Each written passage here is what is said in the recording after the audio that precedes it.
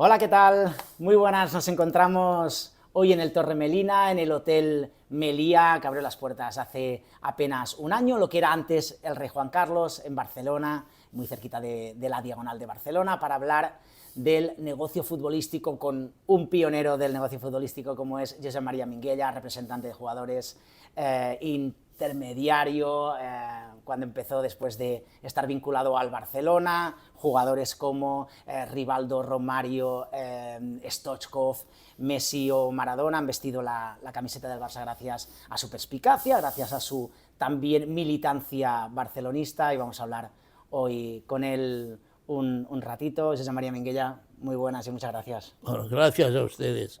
Un placer estar aquí tan bien acompañado con este salón tan bonito. Pues sí, en una zona que, como comentábamos antes de empezar la entrevista, muy cercano a tanto al Camp Nou. Sí, esto es una zona que está entre la ciudad universitaria deportiva, tiene los campos ahí detrás, que es donde, curiosamente, empezó Oriol Tort a hacer de entrenador del equipo que teníamos aquí, y luego cuando él se fue al Barça, yo tomé su posición de entrenador-jugador. Era entrenador-jugador. Y es aquí en estas instalaciones que además luego, cuando Sandro Rosell fue presidente del Barça, propuso al ayuntamiento, creo que llegaron a un acuerdo y tal, porque era que la ampliación del estadio del Barça actual, que no se hiciese allí, sino un Camp Nou aquí en esta zona, que hay mucho terreno, y la verdad es que hubiésemos perdido la esencia de lo que es el Camp Nou, pero habríamos cogido la cosa de estar fuera de la ciudad. Es decir, uno de los problemas que tienen los estadios españoles, el Bernabéu, el Atlético de Madrid hasta hace poco cuando estaba en el Manzanares, y el Barça, es que cuando se construyen era a las afueras de la ciudad, pero con el paso del tiempo, perdón, ¿Qué problema? perdón, con el paso del tiempo y las ciudades que crecen, al final están muy céntricas y entonces tienen problemas con los vecinos, problemas de crecimiento. Los estadios españoles no tienen, la mayoría no tienen campos al lado para entrenar, sino que tienen que ir a otro sitio. Es decir, no es el modelo americano, que el modelo americano, los estadios están en las afueras de la ciudad y la gente va allí a pasar el fin de semana y entonces ve el partido, come, compra cosas, todo esto es como un sitio de esparcimiento total. Aquí es solo para ir a ver el partido y salir corriendo con las ventajas y desventajas que esto conlleva. Luego hablaremos del nuevo Camp Nou y de esta fijación, parece que hay Rosell, luego Laporta, de modificar y de ir, que también lo piden los nuevos tiempos, pues que actualicemos los estadios, ¿no? Pero bueno, a ver qué opinión también tienes al respecto, lo hablaremos después. Pero llegas de bien pequeño con tu familia, eres hijo de Guimará, de un pueblecito de l'Urgell en Barcelona, estáis en calle Vallespir viviendo a 100 metros del antiguo campo de las Corts, Sí. y como tú decías ya, tu vinculación con el Barça ya empieza primero como jugador y luego entras con Paco Rodri, como decías, ¿no? Esta relación conoces a Oriol Tort y rápidamente te metes ahí como técnico de... Sí, la verdad es que el hecho de que que mi padre se trasladase aquí en los años 40, a la calle Vallespir, era a 50 metros o 80 metros de las Corts.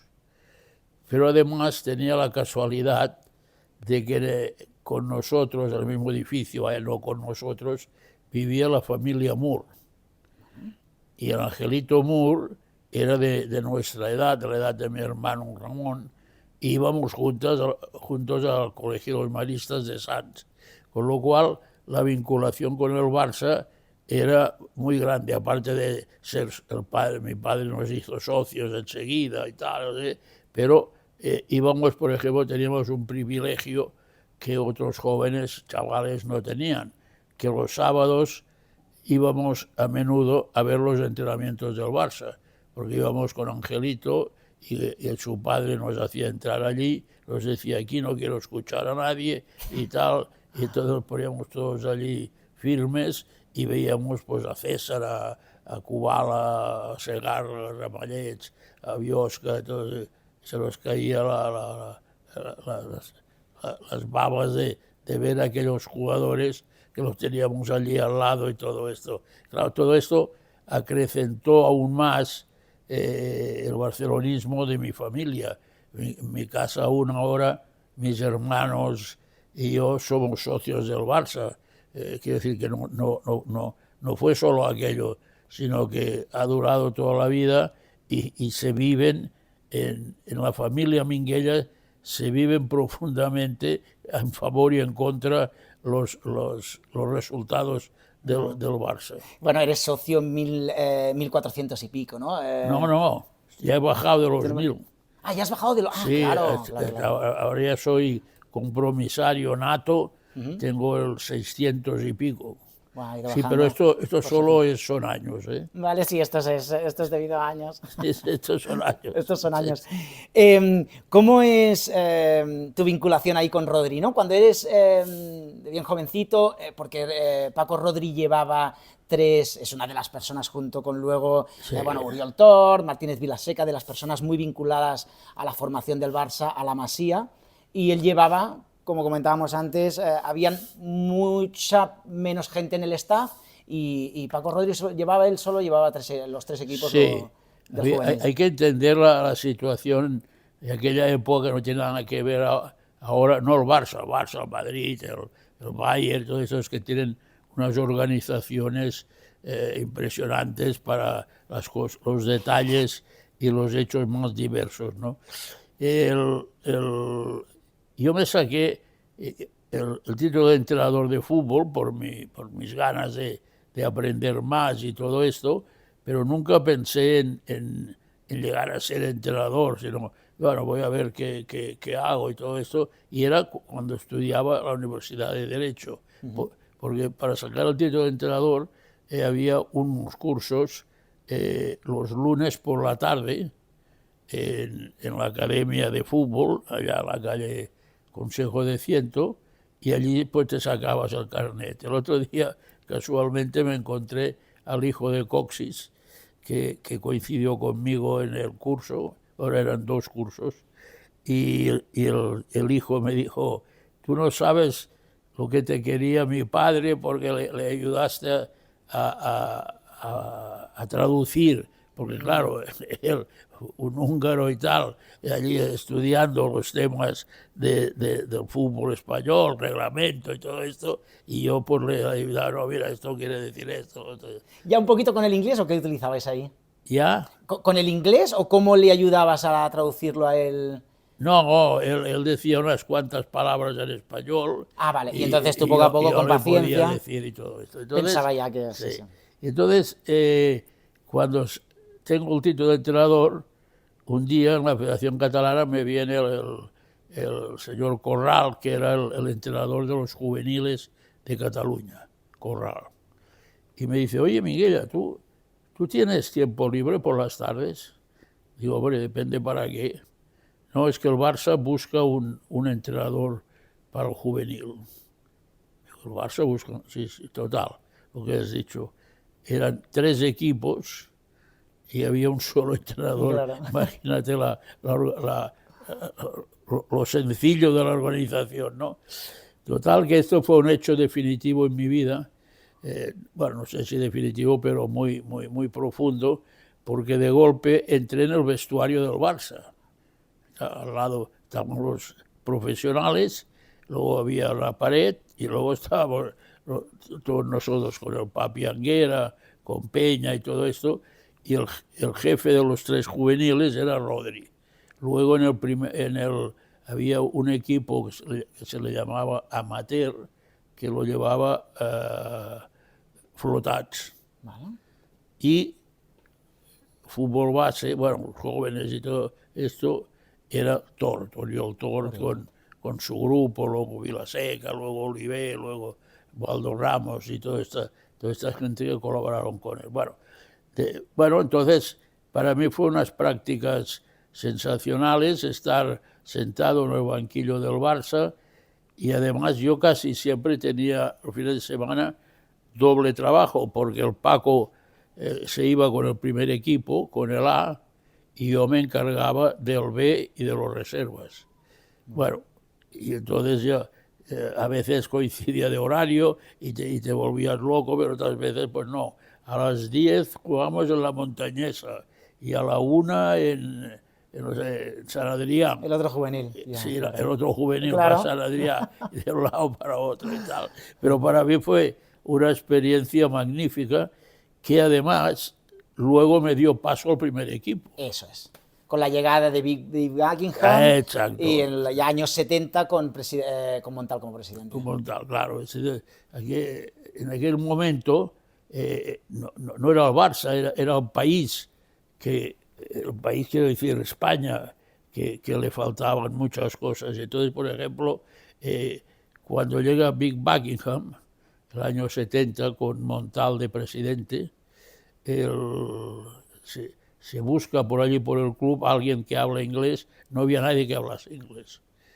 Y entonces me llega a mis oídos y a mí me crea una duda, porque claro, mi inglés era un poco macarrónico, un poco de verano, de ir a... Un par de veranos, ¿no? Que habías estado. Un par de veranos que fui a Inglaterra, pero además yo fui a Inglaterra, sí, porque me gustaba aprender inglés y tal, pero porque me gustaba mucho la música y me gustaban los Beatles y los The Animals y bueno, todo. Era una locura Inglaterra en aquel momento con los grupos de música, era impresionante. Bueno, total que al final me decido y me presento al gerente del Barça y me dice, ¿usted habla inglés? Sí, él tampoco lo debía hablar porque no me dijo ninguna frase. No me dijo ni how are you, ni good morning, ni nada. Y lo que me pregunto, ¿tiene tiempo libre? Digo, hombre, depende. No, para ir con el primer equipo y tal. No, para mí era una satisfacción poder ir con el primer equipo del Barça. Y enseguida le dije que sí, aparte de que yo era soltero, no tenía ningún problema. Yo vivía con mis padres y tal, mis hermanos se habían casado ya, entonces yo estaba la mar de bien. Y nada, pues dicen, mañana preséntese, ni me presentaron, preséntese al señor Buckingham. Y bueno, yo al día siguiente, pues llego allí, toco la puerta del entrenador del primer equipo y hello, how are you? O sea, saludamos. Claro. Y a partir de ahí cambia mi vida porque entro en el fútbol profesional. Además con un personaje como Buckingham, que era un hombre muy, muy divertido, que hacía chistes, que era chistes ingleses que había que entender. Muchas veces no acababas de captar lo que quería decir, pero sí. Recordemos que Buckingham es el entrenador que hace debutar a Cruyff en el Ajax. En el Ajax. En el Ajax, sí. Sí, él viene al Barça del Ajax y el que había hecho debutar con 17 años a Johan fue precisamente Buckingham. Buckingham era un personaje muy divertido, muy curioso. Fue una lástima que se lesionase haciendo una prueba porque no teníamos preparador físico y entonces un día quiere hacer una demostración y hace una demostración con Torres, con Antonio, Tony, y se lo pone en la espalda y le da la vuelta, es decir, él vamos a hacer así, 1, 2 y dar la vuelta así y se fastidia una vértebra. Al hacer esto, se fastidia una vértebra. Entonces hubo que ponerle un parapeto, que Sebastián es el entrenador, no el jugador, selecciona y tal. Entonces esto de alguna forma perjudicó un poco su trabajo aquí, porque aunque ganamos la Copa y tal, en la Liga estuvimos a un punto de ser campeones, aquella jornada en la que el Barça jugábamos en el campo del Atlético de Madrid y el Valencia jugaba en el campo del Español. El Español ganó, pero nosotros empatamos el campo de Madrid. No había forma de que ganase uno u otro. El que ganaba en Madrid era campeón. O el Atlético de Madrid de Luis, o el Barça de Fuster y de Zaldúa. Nada, no se pusieron. No sé si lo intentaron, pero no se pusieron de acuerdo. Empataron a uno y el campeón fue el Español, el Valencia, que había perdido aquí en el campo de los Barça. Bueno, esto le perjudicó de una forma un poco a Buckingham, y entonces el año siguiente es cuando el Barça trae al entrenador triunfante en el mundo de aquel momento, que era Rinus Michels, que también viene del Ajax. Y ahí le hablaría bien de ti, porque estás 4 años y ahí es realmente, si ya te había cambiado la vida, la etapa como entrenador del juvenil, la entrada al primer equipo con Big Buckingham, de golpe entras con Rinus Michels y son 4 años, y ahí es donde dices que es realmente la experiencia que de golpe... Sí, exactamente sucede como dices, es decir, Rinus Michels me cuenta un día, dice... El segundo año me parece que llega a Cruyff, ¿no? Segundo año que llega Johan. Llega Johan ya como jugador, sí. Y Rinus me cuenta un día, dice, que sepas que el que ha hablado, que me dijo que no te dejase ir, que me podías ayudar mucho y tal, fue Buckingham. Dice, Buckingham me dijo esto y yo no te conocía, y la verdad es que me dijo Rinus, estoy muy contento, y tuvimos mucha relación, porque Rinus estaba casado, pero su mujer se pasaba mucho tiempo en Holanda. Y entonces él no tenía hijos, y entonces lo que hacíamos era ir a cenar, ir a charlar, todo esto, que era un hombre bastante complicado. Él era muy cortante, muy trabajador, pero no era un hombre fácil de esto, ¿entiendes? Entonces, para llevarlo para un lado y para otro, tenías que convencerlo y que él estuviese seguro de que lo que le decías era aquello del como el mármol.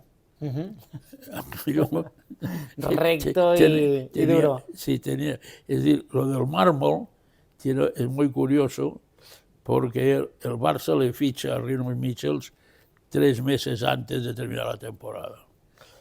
Y entonces él, ya sabiendo esto, coge a su mujer y se va al Algarve, a Portugal, y se está 1 mes y medio con un diccionario aprendiendo español y hablando allí con algún portugués, español y tal.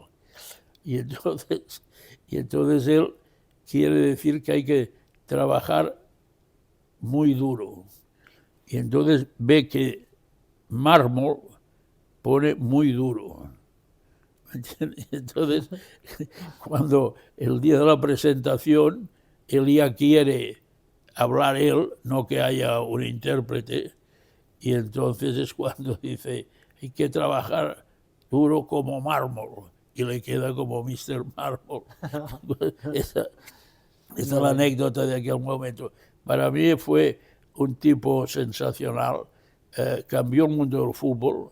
Yo creo que ha estado poco reconocido, Rinus Michels. Bueno, la FIFA le dio el título de mejor entrenador del siglo pasado, el siglo XX, le dio. Tiene este título por parte de la FIFA, pero no tiene un reconocimiento popular como puede tener otros entrenadores y tal.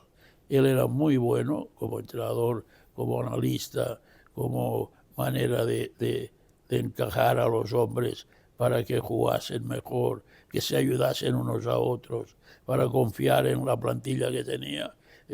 La verdad que el Barcelona tuvo un acierto con ese fichaje y con el tiempo le dieron el título de mejor entrenador del siglo pasado. Y bueno, y con Cruyff ¿cómo era Cruyff? El segundo año llega Cruyff como jugador y has comentado en alguna ocasión que cambia también la mentalidad del vestuario, ¿no? De decirles aquí hay que también velar, sí que era un gran protector de los derechos de los compañeros y es decir Bueno, exactamente, él venía de una cultura en la que el jugador de fútbol era un trabajador más. Era una persona que tenía sus obligaciones, pero también sus derechos, cosa que aquí el jugador de fútbol era el que jugaba fútbol, ¿entiendes? Y aquí hasta muy cerca, hasta el cabo de unos años, no hubo un presidente de jugadores. No existía. No. Me parece que el primero fue Quino, me parece. Luego fue Asens y tal. Pero quiero decir que no se le daba ni bola a los jugadores. No, tú calla, pero tú eres un asalariado. No se decía así, pero queriendo decir, oye, que el club es el que te paga y por lo tanto tú tienes que funcionar en función del club. En cambio, entonces llega Michels, que viene Cruyff. de... Ay, perdón. Y ya Cruyff. Sí, llega Cruyff, que entonces viene ya con la mentalidad esta de los derechos del trabajador, todo esto. Bueno, en realidad Cruyff se incorpora después del cuarto partido, porque él está en litigio con la Federación Holandesa y tiene que ir a juicio para que le dejen salir, comprando el pase, no regalado, no, pagando los derechos del jugador, tiene que esperar y tiene que ir a un juicio para que le den permiso para salir. ¿Lo retenía el Ajax o lo retenía el país o por qué razón? No, las leyes de allí no te permitían decir, bueno, pues me voy, vale tanto y todo esto. No, tenía que tener una conformidad de la federación, del club, tal, y sobre todo el presidente, que era un millonario, Van Praag, no quería que se fuese Cruyff. Como ahora que hablaremos de Maradona, que también para sacarlo del país también te costó, claro. Y entonces esto pues creó esta situación y por eso no llegó hasta el cuarto o quinto partido. ¿Entiendes? Es decir, que además fue muy curioso porque así, ahora que se está con esta discusión del uno por uno y todo esto, en aquel momento me acuerdo que en esta discusión no sabíamos cuándo llegaría Johan. Johan estaba firmado por el Barça, tenía contrato con el Barça, pero no le dejaban salir. Y entonces llegó un momento, a la cuarta o quinta jornada, que ya los holandeses entendieron que tenía que salir y tal, y entonces había que ir a buscar la ficha a Madrid, la licencia, y entonces el delegado del equipo me dice, oye, el sábado tendrías que ir a Madrid. ¿A Madrid? Sí, es que ir a la federación que te darán la licencia de Johan, de Cruyff. Bueno, así lo hicimos el sábado por la mañana, me fui a Madrid, a la federación, Andrés Bosch, era la calle, me dieron la licencia y el domingo debutó contra el Granada. Y esto fue así por decisión del Johan de enfrentarse. Bueno, claro. Ya como jugador ya tenía ese genio y esa manera de afrontar las situaciones. Sí, sí. Llega Cruyff en el 77 a la presidencia y te hablan de un tal Diego Armando Maradona que hay en Argentina, de un chaval con 17 años y una larga negociación con Grondona, Almirante Lacoste. ¿Cómo viviste todo aquello? Porque la negociación hasta que te decían, no, que el jugador lo queremos para vuestro mundial, para el mundial del 82 aquí en España. Sí. Fue una... No, la cosa fue muy complicada, porque llegamos a un acuerdo con Maradona y con Argentino Juniors, que era el propietario del pase. Consoli era el presidente y el hombre ya estaba de acuerdo y llegamos a firmar el traspaso del jugador, que se hizo en los despachos de la Federación Argentina, con Grondona de presidente, y estaban allí los presidentes de los clubes, todo el mundo firmando la venta. Pero pocos días después, todos contentos de tal, unos que ya lo habían vendido, tanto dinero, el otro que lo había comprado, tanto dinero, me llama Grondona y me dice: escucha, viejo, tendríais que volver a venir a Buenos Aires. Y yo le dije: hombre, pero he venido 40 veces y ahora... sí, no, un pequeño detalle y tal, y no sé qué. Bueno, venir, ir al hotel y os llamarán y todo esto. Efectivamente, regreso como si Argentina estuviese aquí en la esquina, Claro. pero bueno, había que hacerlo. Y entonces me voy para allá y me instalo en el hotel. Y efectivamente, al día siguiente me llama el capitán Fraga, que además era fácil de entender porque Fraga era un político español muy conocido. Bueno, capitán Fraga, al aparato. Mire, usted está aquí, sí. El martes próximo podría verse con el almirante Lacoste. Digo, bueno, estoy aquí precisamente para solucionar un problema que no sé cuál es, porque está todo firmado, está todo bien, correcto. No, no se preocupe, no pasa nada y tal. Bueno, entonces, el almirante Lacoste había sido el director del Mundial de Argentina, es decir, el que movió todo el tinglao para que quedasen campeones y tal. Y con los militares era el almirante Lacoste. Entonces, era una personalidad en Buenos Aires porque se le atribuía el que había ayudado mucho a ganar el Mundial. Bueno, entonces me cita para el martes próximo a una dirección, me da una dirección y yo me voy para allá a las 5 de la tarde. Era una calle estrecha en las afueras y era un portalón, me acuerdo que era un portalón con una pequeña mirilla a un lado y un timbre. Y yo llego allí, en taxi y tal, timbre, espero un rato y tal, y un soldado abre la mirilla y ¿usted qué quiere? No, mire, que he quedado aquí citado ante la costa y tal. Un momento. Entonces se cierra, el hombre se va, al cabo de un tiempo vuelve, me abre el portalón. El portalón era un túnel negro, oscuro, y al fondo había una luz. Y vamos para allá, y allí estaba Almirante Lacoste. almirante Lacoste, jefe de todo el grupo, y me dice que este chico no va a salir hasta el Mundial de ustedes. La patria le necesita, para nosotros es un honor que pueda ir a Europa, a Barcelona y tal, pero como necesitamos, no podemos dejarlo salir ahora.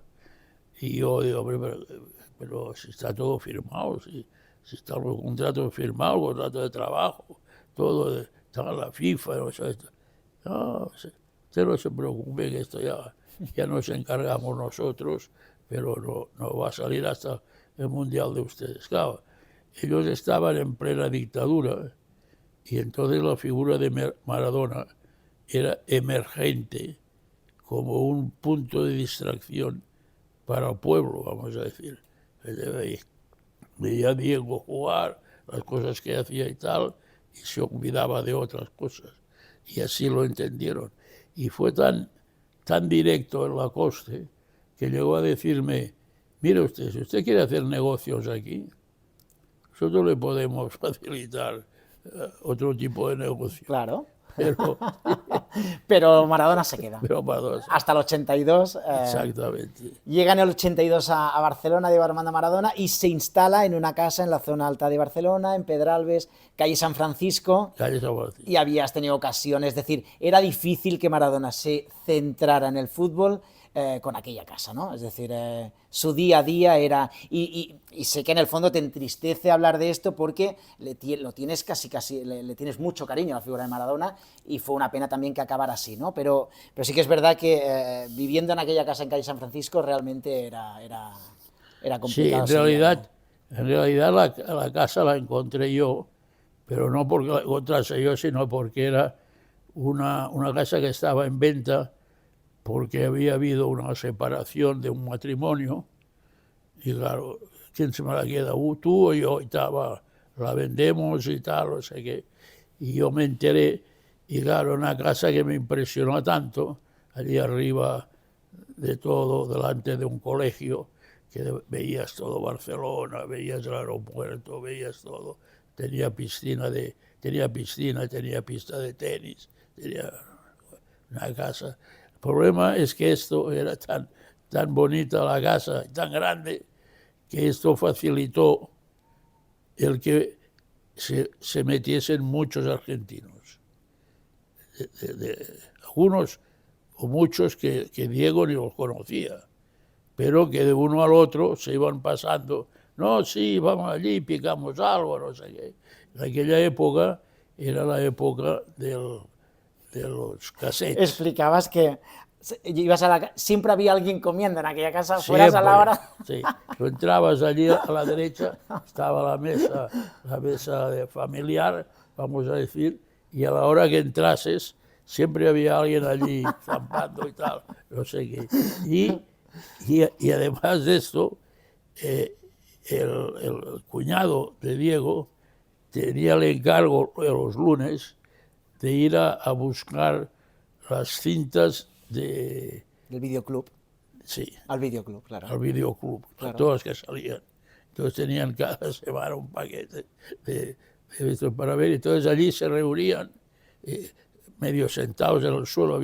Me acuerdo, había una pared, y se sentaban aquí en el suelo, apoyados en la pared, y ponían la pantalla allí enfrente. Y bueno, veían películas del Celentano, películas de risa, de pasárselo bien. Allí no hacían nada raro, pero se veían películas, se reían y todo esto. Pero claro, esto daba la imagen de un jugador que no era la mentalidad de un deportista. Un deportista puede salir un día a cenar e irse a dormir a las 2 o a las 3, no pasa nada.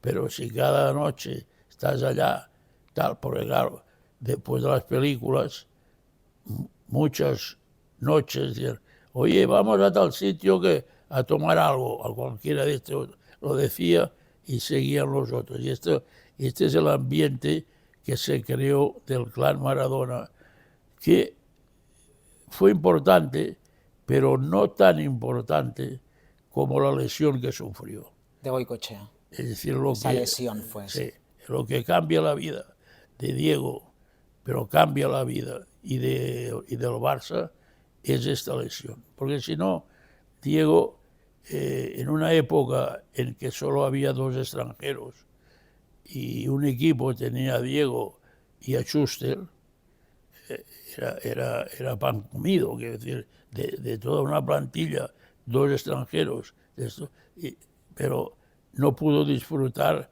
prácticamente de ninguno de los dos, y esto provocó que crease esta situación de falta de rendimiento, de no ganar, en definitiva de no ganar. Porque cuando ganas, los directivos, ganes como ganes, se ponen la medalla y tiran para adelante. Y si no ganas, no se sienten bien.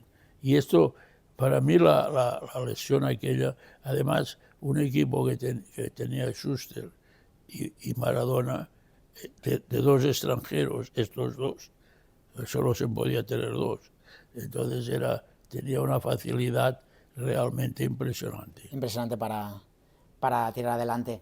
Sí, se va al Nápoles, incluso cuando está en el Nápoles, tú continúas en contacto con él y te comenta Maradona el tema de si me consigues la casa que tenía en Barcelona, volvería. Tú se lo comentas a Núñez, pero no, al final no hace caso. Pero luego consigues, después del Mundial 94, que le ponen aquellos 2 meses de sanción por el positivo en el Mundial del 94, con Bilardo de entrenador en el Sevilla, casi sin pagar nada, con unos partidos amistosos ahí que cierras, ¿no? Consigues que Maradona recaiga en el Sevilla. Yo le quería mucho a Diego, todo lo que, porque era un chico sencillo, un chico humilde, era un fenómeno con la pelota, pero no era un chico engreído. Más bien cuando tenía que enfrentarse a alguien, casi rehuía y tal de este tipo de personalidad. Y claro, cuando se encuentra en esta situación allá en Nápoles, y yo iba cada 2 o 3 semanas y charlaba con él y veía los partidos del sábado, del domingo y todo esto. Y es verdad que en una ocasión le digo, oíme, ¿y por qué no planteamos el volver a Barcelona? Porque yo como culé ya me gusta tener los mejores jugadores, y este lo era. Y él me dice, dile al Presi que si me consigue la casa donde estaba, yo vuelvo a Barcelona. Y yo se lo dije a Núñez, ¿no? Pero Núñez no le dio, no, de esas tal, no entró el Núñez, no. Quizás porque al irse Diego, para justificar un poco o mucho lo que había pasado, se empezaron a decir más cosas de las que habían pasado. Que esto ocurre a menudo, que se hace grande la bomba hasta que explota. Dice, no, porque tal, porque no sé qué, porque no sé cuánto. Y en realidad no era así, porque Diego, mientras estuvo aquí, él jugó bien, él estaba bien físicamente, y solo las lesiones y la enfermedad que tuvo el siguiente año, que tuvo una hepatitis vírica, según me dijo el doctor Vestit, fueron lo que impidieron a que él rindiera que él en hiciese 2 años fenómeno, que entonces el Núñez no lo habría soltado de ninguna forma. Un poquito más adelante también, obviamente con la presidencia de Núñez, llega ya como entrenador Johan Cruyff, y ahí está el tema también, dos polaridades, dos maneras, sobre todo en cuanto a la caja y en cuanto al dinero. Cruyff, el dinero en el campo, y Núñez, que era duro para las negociaciones, como tú en alguna ocasión también has explicado, pero la valoración es positiva, ¿no? Es decir, eran dos figuras, pues eso, con un ego y con una fuerza, uno en los despachos y otros en el campo, pero la verdad que cambia la historia Cruyff del Barcelona, de la historia reciente del Barcelona. Bueno, los grandes clubes tienen que tener grandes jugadores, grandes nombres, y Cruyff era otro grande. Entonces, claro, cuando llega Cruyff ahí quiere ganar, y entonces se encuentra pues con el Presi, que el Presi era un hombre que también quería ganar, pero era conservador. Él hacía sus cálculos, no quería que el Barcelona entrase en ruina, entrase con problemas económicos, y entonces él discutía con quien fuese, con Cruyff o con quien fuese, el fichaje de un jugador en función de los costes. Y por esto pues hubo casos de jugadores que no vinieron porque pidieron las cantidades que Núñez consideró que no les valía, y él se mantuvo, así como hay otros presidentes que cuando el entrenador insiste, pues al final acaba cediendo. Él no lo hacía. Él sí había un jugador que entendía que ya estaba cubierto en su sitio, o que no era tan superior a los que tenía, pues no lo fichaba. Y esto creaba tensiones con el entrenador, porque Johan, como es normal, como entrenador quiere ganar. Y para ganar ya le va bien cualquier tipo de jugador bueno, pero esto no garantiza el que luego ganes. Entonces esta dinámica es la que vivió el Barça con Cruyff y con Diego. Pero, ¿cómo puede ser que Cruyff, no, a pesar de que gana la primera Copa de Europa como entrenador del Fútbol Club Barcelona, pero sale mal? Es decir, ¿qué pasa aquí? Que las grandes estrellas del Barça parece que salen por la puerta de atrás, no acaban bien. Núñez, ahora después de su fallecimiento, tampoco, es decir, no se, da la sensación que no se valora el trabajo hecho, es por los ismos. ¿Esto siempre va a ser así en Can Barça, Josep María? Yo creo que uno de los problemas que tenemos los culés, los barcelonistas, es valorar en su justo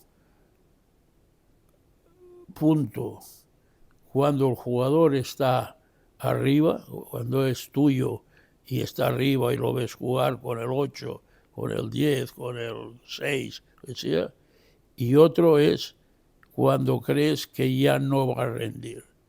Y entonces no se le sabe buscar una salida que sea buena para el club y que sea buena para el jugador. Esto ha pasado a menudo, es decir, no solo con Cruyff, con Stoichkov. Stoichkov fue un jugador que estuvo aquí 5 años con un rendimiento sensacional. Y al final salió por la puerta de atrás también, porque un poco el no saber tratar al jugador y crear una animosidad que no beneficia a nadie. Es decir, óigame, usted, es decir, uno de los problemas que tiene el Barça es que cuando hay un jugador o varios de nivel, las directivas, no una determinada, las directivas no se atreven a transferirlo. Es decir, no, este no lo podemos tocar. No lo podemos tocar. Aquella situación se complica y al final están peleados. O a veces también los contratos largos. Se renueva lo que se llama el último atraco, se hace el último... Pero es que no hay que hacer el último atraco. Al revés, cuando un jugador no funciona, hay que saber sacarlo y mandarlo para otro club. Es decir, en España el objetivo principal de esto es el Real Madrid. Bueno, el Real Madrid vende muchos más jugadores que el Barça. El Real Madrid en los últimos 5 años ha vendido a Di María, ha vendido a Zidane, ha vendido a Cristiano, ha vendido, ahora me olvido ya, pero ha vendido 6 o 7 jugadores titulares del equipo. Aquí en el Barça no se ha vendido ninguno. No, este no se le puede tocar. No, este, por lo que da, no, tiene que quedarse. Este, no. Óigame, un señor está haciendo un gran trabajo y mientras lo está haciendo se le paga y es reconocido. Cuando termina o se considera que su evolución ya va a caer, lo normal es que se le dé salida y se busque otro más joven. Pero aquí no se atreven, pero no esta directiva, ni esta, ni la otra, no se atreven. Aquí ha habido casos que yo he dicho, oye, este no lo podemos vender. Pero ¿por qué no lo podéis vender? Lo que hay que hacer es buscar uno mejor. Es decir, sí, porque aquí hay una cosa. Aquí hay que entender que en fútbol, cuando un jugador querido, sale, hay lágrimas de gente que dice qué lástima con lo bien que jugaba, con no sé qué, con no sé cuántos. Pero es que antes de estar en la calle, el que se va, tienes que tener uno que esté ya dentro del campo, nuevo y mejor. Que entonces la gente diga, yo, cuidado, ya han traído a Pepito, cuidado ya. Pero claro, esto hay que saber hacerlo. Si solo sacas al que había sido figura, entonces creas un malestar y la prensa no está de acuerdo y todo esto.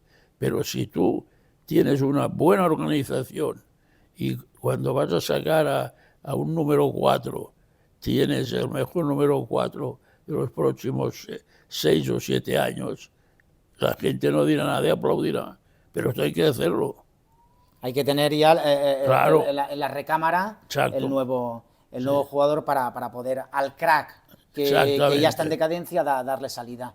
Josep María, una persona como tú que con Reixac, un Messi con 12 añitos en Montjuïc, en el Club Pompeya de tenis, con la historia que has explicado en muchas ocasiones, esa firma en la servilleta. Cuando ves que Messi se desvincula, hay estos intentos de que vuelva, pero al final, obviamente, por temas económicos y por temas que se nos escapan, ¿qué sensación tienes pues eso, ¿no? En cuanto a la vinculación de Messi como acabado con el Barça, cuando es una cosa que tú lo has vivido desde el principio? Bueno, aquí somos especialistas en Can Barça, que es mi club, en terminar mal con muchos jugadores, no solo con Messi. Es decir, Rivaldo lo regalaron al Milan. Stoichkov prácticamente le dieron de baja antes de terminar la temporada. Un día que el Van Gaal, lo saqué fuera, antes de terminar la temporada. Y ahora no me acuerdo de otros nombres. Quiero decir que aquí somos especialistas en no reconocer o no valorar al jugador, que no digo que tenga que estar siempre aquí, pero la salida tiene que ser buena, tiene que tener una salida simpática, una salida como tiene cualquiera en su trabajo una vez ha terminado el trabajo. Y en cambio, a mí me sabe mal que, por ejemplo, nuestro principal contrincante, que es el Madrid, en estas mismas circunstancias, no solamente sabe salir bien, sino que le saca dinero. Le saca dinero vendiendo a Cristiano Ronaldo, a Di María, a los cuantos. Nosotros salimos mal, de Stoichkov se saca cero, de Rivaldo se saca cero, porque no hay alguien que hace las cosas con sentido común. Te has posicionado recientemente, la última asamblea de Laporta fue telemática, se decidió así, pero no has votado a favor de, pues eso, de las cuentas, ¿no? Eres un poquito crítico también en la parte económica de cómo se están haciendo actualmente las cosas en Can Barça. Bueno, yo creo que en el Barça hay demasiado hermetismo. De entrada, lo de la asamblea telemática es una forma legal para poder esconder cosas que no puedes preguntar, porque el que utiliza la asamblea temática pregunta una cosa por el ordenador, quiero saber si hoy hace sol aquí y tal, y el otro le contesta lo que le parece, pero ya no hay contra réplica. No, nada, allí se queda. Si el que está en la mesa contesta que ahora está lloviendo, se queda en el acta de que está lloviendo, aunque haga mucho sol. Entonces, esto para mí le quita mucha democracia al órgano máximo del club, que es la asamblea, ¿no? Y claro, entonces, en esto, yo creo que Laporta, que ha sido abogado, que puso una moción de censura en su momento con el Elefant Blau, y lo hizo bien. Quiero decir, tendría que ser más abierto para que los socios que tuviesen algo que decir lo pudiesen decir. La prueba es que en la última salieron por la telemática, creo que 14 socios de 150.000, salieron 14, y de los que estábamos allí no salió ninguno, porque ya te das cuenta que no hay nada a hacer, que ya está todo, que es un paripé que está todo preparado. Más teledirigido. Todo. Y yo no estoy de acuerdo. Yo voy a las asambleas. El otro día cuando el presidente dijo que para conseguir el contrato de Nike había que pagarle 40 y pico millones a un señor, yo me levanté y me fui. No quise discutir ni nada, pero me levanté y me fui. Me parece un escándalo sin precedentes este. Es decir, que una empresa como el Barça lleve varios años con un proveedor como Nike, que haya ido todo bien, porque si no hubiese ido bien no habría durado tantos años. Cuando uno no va bien con un proveedor dura 3 años y fuera. Este ha durado 30 años, 26 años, no sé cuánto. Entonces quiere decir que todo iba bien. Y ahora de golpe tiene que aparecer un señor para decir que ha regalado el contrato. No, esto no se lo puede creer nadie.